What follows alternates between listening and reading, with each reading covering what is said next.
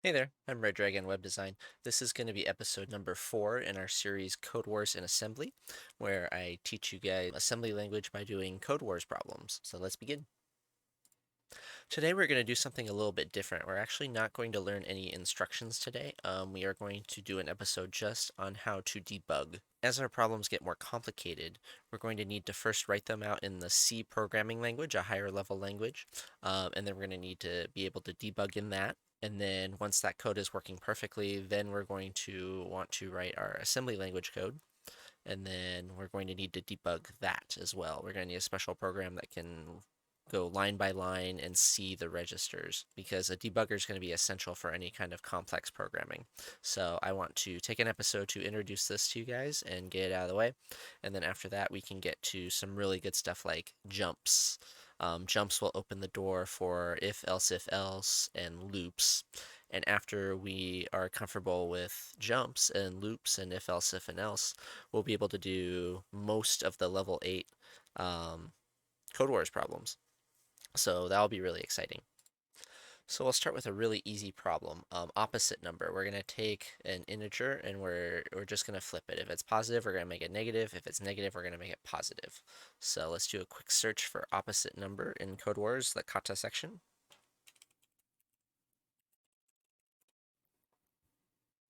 And here it is, first result, 8 Caillou opposite number. We will choose C for this one. So I'd like to recommend the following 3 programs for us today. I'd like to recommend Visual Studio Code as our IDE, as our code editor. I'd like to recommend MinGW, which is a C compiler for Windows. I assume you guys are on Windows. If not, you'll have to use a slightly different setup. And then SASM, SASM for our assembly debugger. So let's get these first 2 working so that we can debug our C code and start writing that. So here's Visual Studio Code with a dark theme. So what I do is I created a folder called CodeWars, and then I just told it to open that. And what it'll do is it will display everything that's in that folder in this Explorer here. VS Code has lots of great features. In addition to this Explorer, there is a global search and replace, including regex, so you can actually search anything in your project and you can do mass searches and replaces. There is a source control for GitHub. You can immediately push your changes to GitHub as you finish them, as you save your files. And you can set up step debugging, which is an awesome tool, and that's what we're going to be using to debug our C programs. Anyway, once you have Visual Studio Code installed, go ahead and Google MinGW Windows Download, install that. And then after that, Google how to get MinGW and the C language working in VS Code. It's going to ask you to generate some configuration files, and hopefully the tutorial will help you get set up with that. But just in case there's any trouble, here's my configuration files. Maybe you can take a screenshot of these. If you have any issues, they're going to go in a .vs code folder in your current project. And then you just need to make sure this code is similar. So this is the cc++ properties.json. This one is launch.json. You actually don't need this part. That's for PHP, which you guys are not using. You just need this bottom part here, which is for C. And you need tasks.json. And the combination of these 3 files will get you working C compiler and working step debugging. Once you have everything working, we can go ahead and create our C program. So I've created some folders here. I group by difficulty and then the name of the exercise. So I'm going to go ahead and create a folder. Opposite number. Then I'm going to create a file inside. I'm going to call it version1.c. And then I like to put a link to the exercise. So copy the URL, paste, add my website in here real quick. And then this is kind of the format I like to use. First, I start with the includes. This will be any functions you need from the library. And then I will do the CodeWars function. And then I will do a main function, because every C program needs a main function. And that is where I will put some test cases. I'll put the function name right here, and I'll put a value, and then I'll use printf to print the result to the console. And that's how I can execute my function, especially when I'm step debugging or testing. So for this particular problem, let's go ahead and take another look at the exercise here. I'm going to copy paste the function header that they gave us. Change that to tab because I like tabs. So they're actually using float for this. I think when we do the assembly problem, we're going to use int, but for the C exercise, they want float. And as you'll recall, our goal is to make a positive number negative and a negative number positive. So right off the bat, there's two very easy ways to do this. You can return num times -1, or I'll just show you right now. You can do return negative num. So we'll do the first one for right now. Let's get our test cases written in our main function, int main, and then we need some file IO, so let's get that in here. Include standard IO input output .h .header. Int main, we'll do printf, we'll do a float, and then we'll do a line break, and then we'll call our function with a test value. And then we'll write some test cases. We'll do 0, +2, and -2. All right, let's run this and see what happens. We will go to run over here. We'll make sure to pick g++.execute or whatever you named it. Hit this green play button. It'll open a terminal, and we're gonna let it load for a second.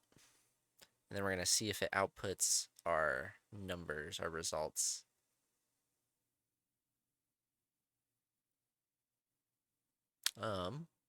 Let's see. And yes, it did. It outputted -0, -2, and 2. And it's pretty much what we were expecting. So I think that should work. Let's just do some step debugging now to show you how that works in case this were a more complicated problem and we needed to debug it a little bit. Let's put a breakpoint right there, right where the program begins, and then we'll hit this play button again. And this time it will highlight the current line yellow, and it will wait for further input. And I usually like to use F11 to step through. That's the step into command, F11, same as up here. So I'm going to hit F11 a couple times. And the nice thing about step debugging is you can hover over everything and see the current variable values. So I can hover over this num, and I can see that it's a 0 coming in.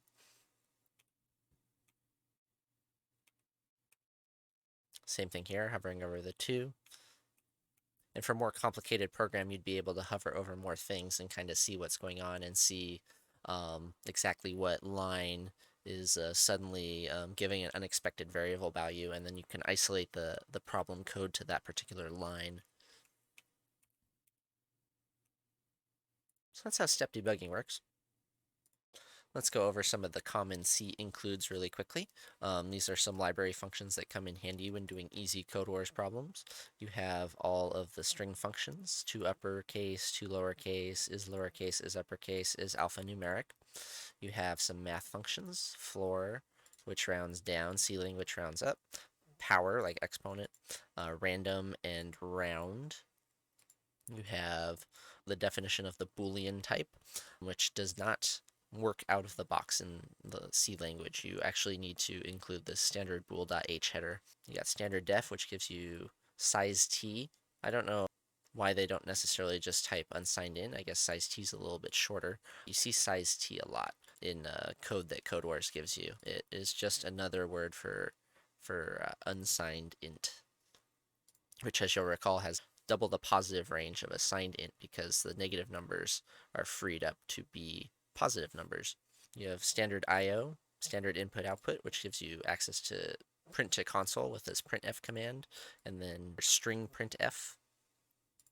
Then you have standard library, which gives you memory functions. You can allocate memory for strings and arrays. You can release the memory. Probably won't need to do that, but I'll include it here. Gives you basic sorting, quick sort. And then finally you have string.h, which gives you string concatenation, string copying, and string length. All right, let's paste our C code into CodeWars and make sure it passes. So copy paste, test, looks good, attempt, passed 106 test cases. All right, so then you do your final submit, and you take a look at the solutions and make sure you did it the most efficient way possible. So like I said, there's at least two common ways to do this. The other one is just to return negative number. Let's see what else we got here. Anything interesting? Nope, this one's so simple there's not too much to learn. But it's always a good habit to check the solutions because you can learn a lot there. Okay, now let's switch to assembly language. We'll go to NASM in our drop-down here, and we'll hit train again.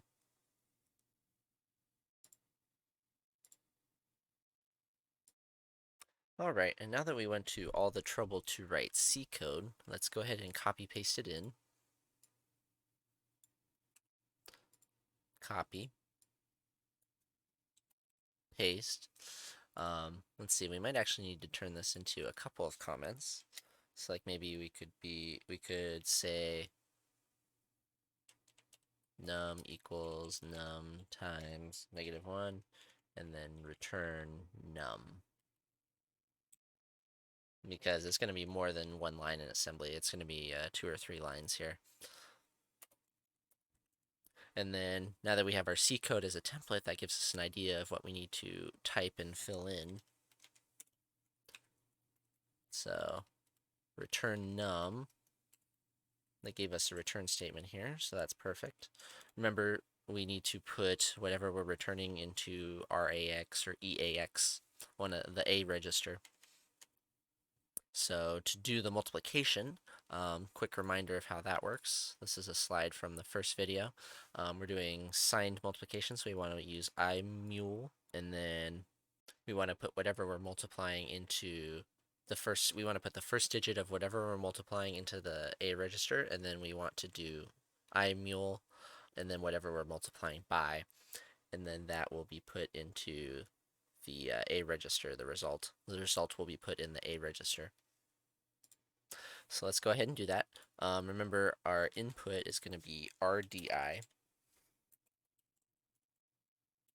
RDI is going to be num in this case. The first argument of the first parameter of a function will always go into RDI on a Linux 64-bit system.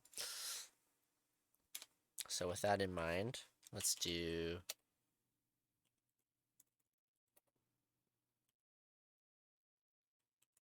we're going to do move EDI, our signed integer, because it's an integer, a 32-bit value. We're going to use the E prefix. We'll move EDI, the num, into EAX in preparation for multiplying it. And then we will do the multiplication, imul, and then we're going to multiply by -1. Move our comment closer to where this all starts. And then return. Do a quick test. And we messed up something. So it says there's a problem on line 8. Error, invalid combination of opcode and operands. This is a good opportunity to show you another good debugging tool, which is this Felix Cloutier website that I'm going to click on here, felixcloutier.com. And this is the instruction reference for all the x64 assembly instructions. So we will take a look at imul real quick. We'll make sure we didn't forget an operand or something like that. And this third line is this third row is the row we're looking for. We are inputting one 32-bit instruction. So this is allowed to have one operand. And it says it takes that and it multiplies it by EAX and then it puts it into EDX EAX. So nothing untoward there. But that does give me an idea of what's wrong. It probably, when I typed -1, it probably doesn't know how wide to make that. So one thing we can try is telling it exactly how wide we want it. We want it to be a D word. So let's see if that helps. Nope, that didn't work either. And this is an excellent opportunity to demonstrate another good debugging technique, which is simply Googling the issue. So we will open Google and we will search for, can you use imul with a constant? And good old Stack Overflow is one of the first pages here. So we'll skim over this real quick.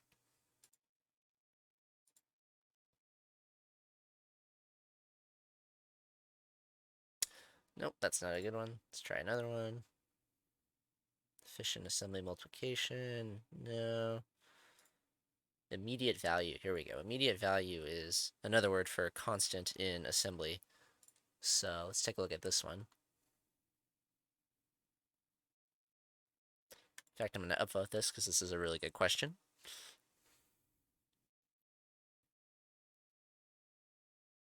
And right away it says mul can't use an immediate value as an argument. You have to load 9 into a register. All right, that solves our problem perfectly. So let's give that a try. So what we can do here, instead of giving it its own register, let's just put it into EAX. We'll do move EAX -1, and then we'll imul EDI. We'll just swap those two. Do a test, pass, attempt, bam, problem done. Alright, even though this problem was very easy and we didn't actually need to do any step debugging in assembly, I do want to show you how the assembly step debugger works. Go ahead and install SASM if you're on Windows, SASM, and that program looks just like this. And we need to insert a heading into the program to make it work correctly. We need to use something similar to the SASM template. We need to make sure that we have this include io64.inc statement. We need to make sure we have global cmain. Oops. If we are referencing any external library functions, we need to make sure to use the extern keyword and list those. If for testing purposes we're providing an array or a string with data, we need to declare it in the data section. As you'll recall, we do that by putting a label of some kind and then specifying the size of each item in the array. And then we type whatever we want. If we want to do a string, it says testing 1, 2, 3. We'll do it a byte wide, testing 1, 2, 3, and we'll terminate it with ASCII 0 for null. And then you want to do your section text where the code goes. You want your cmain label. You want this move RBP, RSP line for debugging. Just copy paste that. Don't worry about it yet. And then you want to specify what the incoming data, what the input data for the function is, and just manually specify that. Zoom in a little bit here. So RDI is the first parameter, RSI is the second parameter, etc. And then finally, you want to paste your CodeWars code. So let's do a little copy paste on this. Copy paste. Delete this since we're not going to use it for this particular problem. Set our initial RDI to 2. That works for me. And then we'll paste our CodeWars code. Copy. Paste. And I'm going to go ahead and delete these 2 lines. It might actually still compile with those, but just in case. And then now we can step debug by hitting this button up here, this debug button in the toolbar. So let's go ahead and hit that.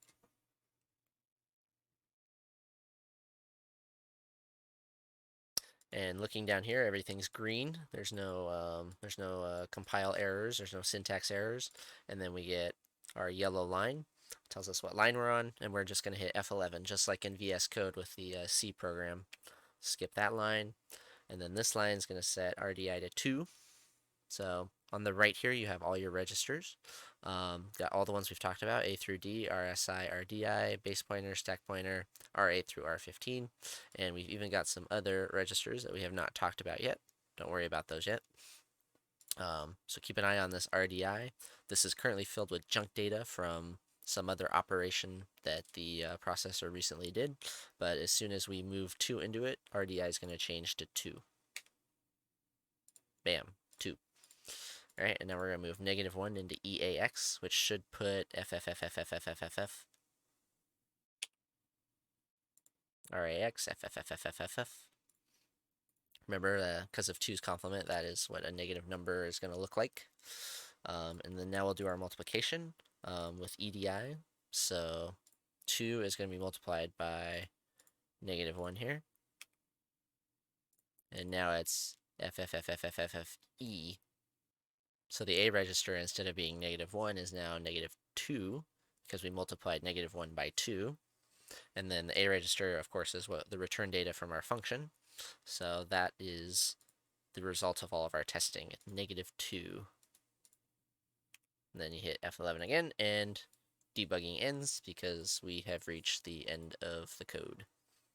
So this is going to be really helpful later on when our programs get more complex. I just wanted to make sure to introduce it early on because we're going to start doing some slightly more complex things, especially in the next video. The next video is going to be jumps, which will open the door for if else, and loops, for, while, do while. So we're about to get into some deeper stuff here, some really powerful stuff, and I want to make sure we have all of our debug tools available as our code gets more complex. By the way, a big thank you to Mike2R on Reddit. This template was inspired by code he pasted when I was stuck on a problem, and he helped me out, so that's awesome. And let's wrap up the video by submitting and looking at the solutions for our very easy assembly. Actually, one more thing before we wrap up. There's actually another way to do this problem. I just want to briefly mention there is a negate instruction in assembly, NEG, and that will do a 2's complement on anything you input into it. In this case, we could solve the problem by doing negate EAX. Do a test. Alright, we messed something up. We need to do negate RDI and then move it for EDI, and then we need to move EDI into EAX. So let's try that one. Okay, that one passes. Attempt. Alright. And then, of course, submit and view the solutions. And again, this is a simple one, so those are the 2 main ways to do the problem. But if you only knew one of those ways and you looked at the solutions, you'd be able to find out the other way. Like, for example, they have imul down here, so that's one way. They have negate over here, that's another way. And in fact, it looks like you can use 3 instructions with imul. I did not know that, so I already learned something by looking at the solutions here.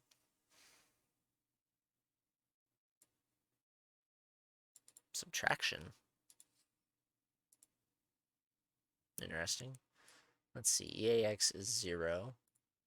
And then subtract EAX from EDI. Oh, that's really clever. So 0 minus EDI will flip the sign. That's really clever. I like that one. I'm going to give that a clever vote. Negate move, that's what I did. Not, which is a logical not. Yeah, so lots of really clever solutions down here. Anyway, that's it for this video. Like I said, we're going to be getting into jumps soon. That'll be really exciting, so stay tuned for the next video. If you enjoyed the video, please like and subscribe. Thank you very much, and I hope you learned something.